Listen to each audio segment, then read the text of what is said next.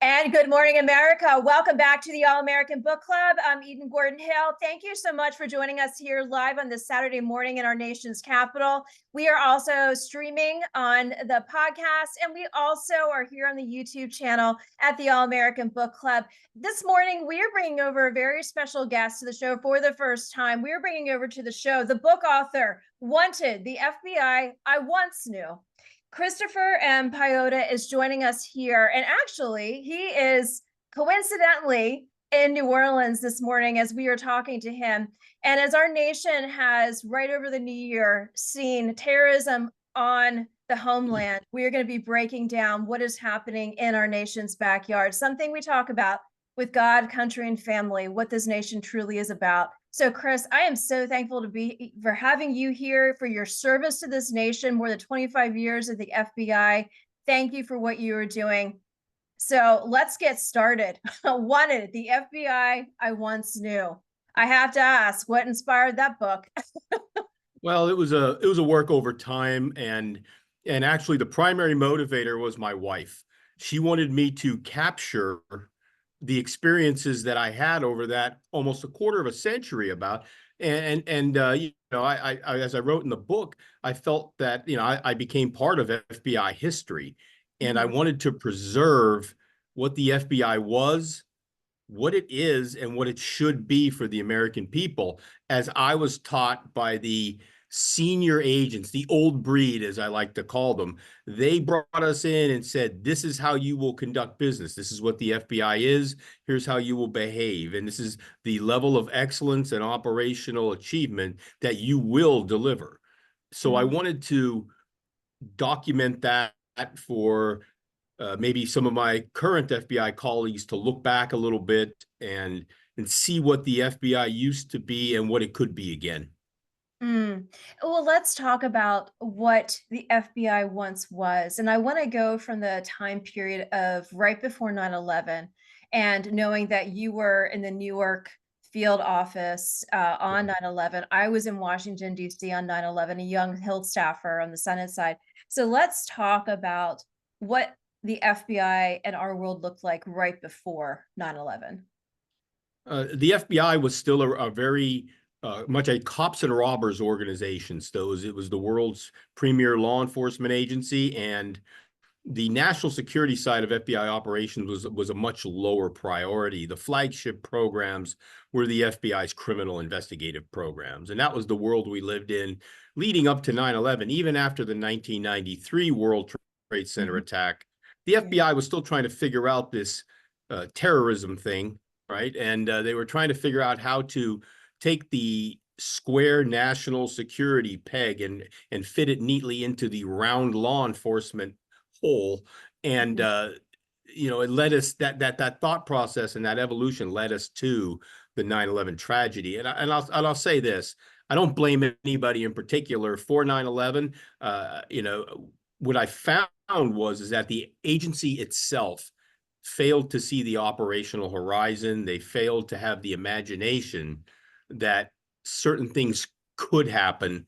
And and we were complacent. Actually, also we were a bit complacent. We felt that we had the threat environment well characterized and managed, and complacency kills. And unfortunately, the adversary was better than we were, and people lost their loved ones and lives. So you just said a word that I used in last week's monologue: complacency. We are now headed into a brand new era of America with the new administration, President Donald Trump at the helm, number 47. And having served at the pleasure of the president, I called out the American people. I called out those who are serving. We must not grow complacent now because of who is at the helm. And, seeing the White House, and I'll say this, seeing the White House turned off, lights shut off for the past 4 years. I'm grateful that this nation hasn't had more terrorism that we know of. But I also say to you, as we head into this new administration, what does it take for the health of our national security to prevent more terrorism happening, like Las Vegas, like New Orleans, where you are based out of right now? And, we sit there and say, are we prepared would we see another 9/11, or have we gone so far back? Do you know, are you following me on that? Yes, absolutely. A few items I'll share to address your points. We are not prepared Hmm. for what's coming. Our current outgoing administration has allowed a threat environment to develop in our nation and to intensify over time with the current border policies, the laxness in law enforcement, the distraction of our primary protective agencies with social causes and Yeah, social yeah. trends. They're no longer focusing, and I'll speak for the FBI because that's my primary background, but it's a problem across the intelligence and law enforcement communities as a whole. But they've been distracted from their core mission requirements. For the FBI at its soul combats and defeats national security threats and crime problems. That's Hmm. what the FBI does. And when the FBI is left to do that, it does a great job. When the Hmm. FBI is more concerned with peripheral social matters and what I like to call administrative supremacy, which Hmm. we're no Hmm. longer worried about investigative effectiveness. We're worried about keeping people happy. We're Hmm. worried about counting things and making sure reports are in on time, which an important part of organizational management, but it shouldn't take away from the fact that FBI agents are required to make hard decisions. They're required to go to dangerous places, engage with dangerous people, and do dangerous things on our behalf. And when we take in a more administrative and bureaucratic approach across all of law enforcement and all of the intelligence community, this is where we end up. Let me ask you from a military standpoint, like we talked before we started the interview. My husband served, he was a part of the first invasion right after 9/11 in Iraq. And, now that he's retired, we do live in a military slash veteran community, and we are surrounded by many amazing bases. I'm going to ask you this question, and I don't want to put you on the spot. I want to cite something that we are noticing, though. We are noticing as we go to bases, to go to the commissary, work out, etc., that as you enter the bases, the security is very lax. Mhm. And my question to you is, do you think that is because of the mentality of the DEI mentality that we've been seeing over the past 4 years, that it's more, it has that premises, and that's why we're seeing more of a lack of security? And I don't want to put out the warning there, but even the other day, as we were going through the base security, my husband, being a combat MP, said that person needed to have a gun on them, and there was nothing on them. God forbid somebody comes up to that security and starts ambushing the person at the checkpoint, and Right. they had nothing to defend themselves. So my point and my question to you with that statement is that where our military bases are right now? So if it's that weakened because of the premises of DEI, is this why we're seeing more of this terrorism showing up on the homeland right now? Well, I'll tell you this. I think that over the past 4 years, and maybe even leading up to the past 4 years, we've Yeah. seen a more permissive look at society, more liberalism, more progressivism, whatever the word you want to use is, and it's infected the security apparatus of our country, where we are afraid to offend people. We are afraid to make people uncomfortable. And as you know, security and convenience are inverse, diametrically opposed forces. So, Yes. the Yes. more security, the less convenience. And one of the things I also throw into that equation is we also, and we used to agonize over this at the FBI. People may not believe that, but civil liberties of our citizens and our communities also have to be taken into account, where we can make a very secure society, but it's not a very fun place to live. Right. So, one of the great strengths of our society is our freedom and our ability to move about and do what we like. But our adversaries will immediately seize upon the opportunities to exploit that freedom and look for those vulnerabilities, soft targets, permissive environments. As far as the military bases go, they should be our most secure, our most well-defended assets in the country. And I've seen where the military, for whatever reason, whether it's cost savings or what have you, Right. Right. gone to contract security forces. They no longer use military police to protect our assets and our military bases. And I think that's a strategic error. The law enforcement community has gone to more permissive approaches, especially in the past several years after, the events of the George Floyd Yeah. aftermath, the Yeah. BLM marches. Right. Law enforcement has largely been emasculated and demoralized. So law enforcement's become a spectator activity. Our security community, intelligence community have all, again, been distracted by social trends and what I Right. consider to be nonsense. So that's one of the things I wrote in my book about, was the Yeah. distraction from core mission has been one of the Yeah. downfalls, and the focus on trying to corporatize our security apparatus. Our military and the FBI and other organizations similar to the FBI and military, they are mission organizations. They are not comparable to Silicon Valley Right. Right. software companies or Yeah. banks or other organizations. Yeah. As I was reading through the different contents of your book, and a couple things that stood out to me: rules to live by, practical lessons. I love how you said never assuming. And I wanted to ask you specifically, we see a low recruitment level across the chaplain corps, across our military. And as you wrote this book, I could tell, and as you also said, your wife inspired you to write this book, but for this next generation, for them to be able to pick up this book and also connect with you, do you see also a lack of interest in that aspect of the FBI, of serving, because of what they've seen over the past? And do you want to, I mean, I think you would be a phenomenal mentor. I'm sure you already are.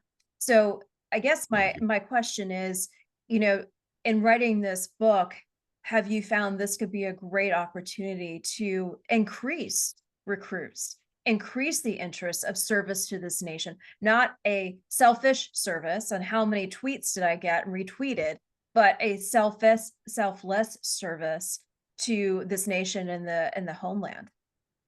Yeah, I think we have to return to an environment of service and protectorship and warriorship in our Yeah. nation. We've abandoned those concepts. The three areas that if I was to counsel the next FBI director, or to be in any way able to assist, there are three things the FBI has to fix, and I think this goes across all of the communities that you mentioned. Mhm. First is culture. The culture of these organizations has been allowed to erode or be destroyed or deprioritized from what it once was, of that service mentality. The second Yeah. thing is the leadership environment. We need leaders, not managers. We need leaders, not politicians. We need Right. people who are going to marshal personnel, resources, and organizational energy to accomplish the protective missions that they've been entrusted with. The Mhm. third area is our operational practices. Mhm. Everyone will say, and I've seen this as a report from certain organizations, our standards haven't changed. No, they may not have on paper, but they have definitely changed on how they are policed, enforced, and interpreted by the current leaders. Mhm. So without those standards, without that culture of service, a noble cause that you want to serve, being a protector of society, being a protector of our communities, it's not a job. I used to tell people, we are not bagging groceries here, people. Mhm. This is not what we're doing. We've been entrusted with the safety and security of our fellow Americans. And the leadership environment, everything starts and finishes with leadership. It doesn't Mhm. matter what organization you're in, whether it's the military, law enforcement, intelligence community, security, any of our first responders, it doesn't matter. You don't manage people into a burning building when they're firefighters. You lead them into a burning building to save others. So That's it's the it. same thing with combat. Your husband, again, thank you for his protection of our nation. And you don't manage people into battle. Right. You lead You people into lead. You battle, lead. right? And the Absolutely. same thing with law enforcement. Again, I said earlier, we expect these people to do dangerous things and go to dangerous places. You don't manage them into danger, you lead them into danger.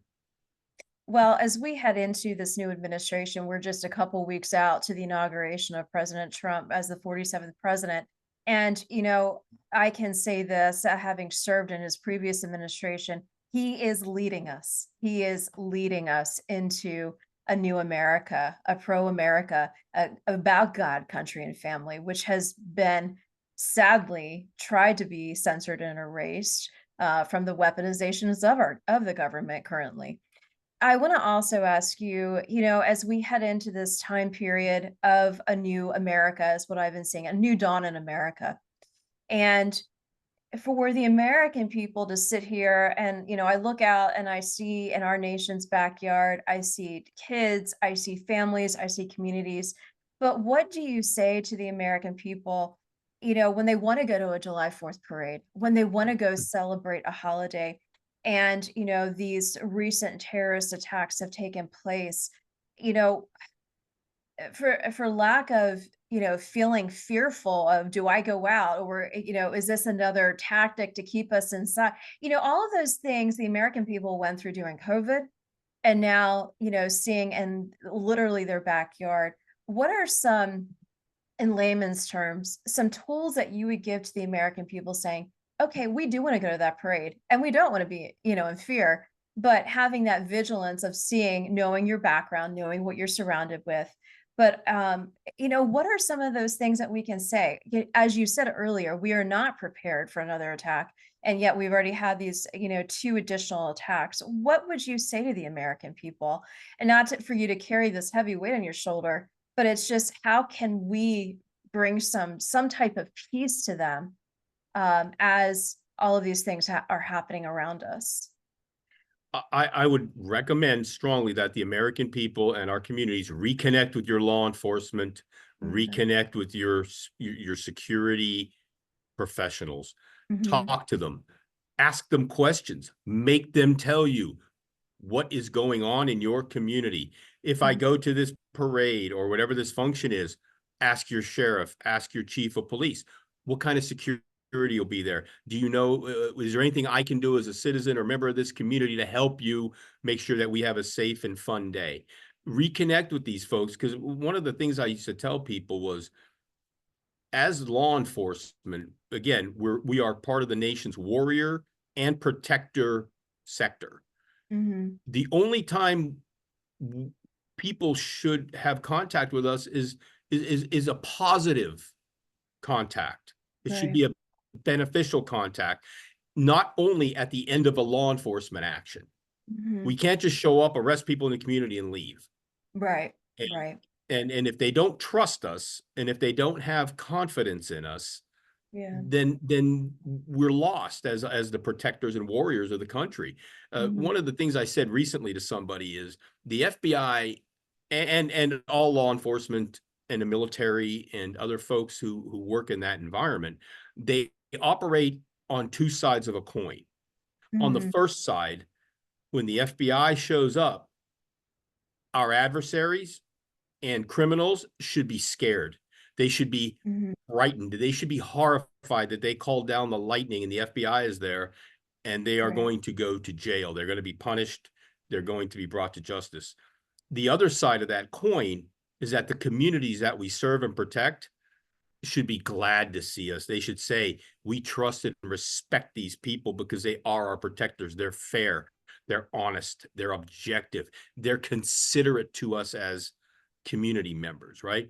So there's Right. that coin, that those two sides that the FBI and its Right. partners have to maintain a balance on, because one of the things I wrote in my book is the FBI can't show up everywhere with military gear, M4 rifles, Right. and everything's not a SWAT raid, right? We never Right. did that when I was coming up. That was rare.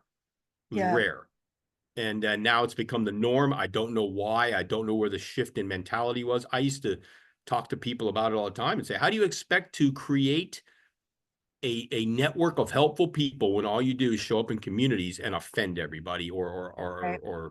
scare everybody. So Well, it's a change in thought process. I think from where we are now, I'm not saying that, the skilled and thoughtful application of force, presence, and sometimes, I'll just say force is yeah. necessary to deal with criminal elements or national security threats, but we have to be thoughtful about it. Yeah, I once knew a full endorsement from the All American Book Club here at WMAL and our nation's capital. Thank you so much for your service to this nation. Thank you for this book, and thank you for what you are doing for the future FBI recruits and for God, country, and family. We thank you. No, thank you, and I appreciate the opportunity to visit with you and your audience. Stay tuned for our next segment. We will be right back.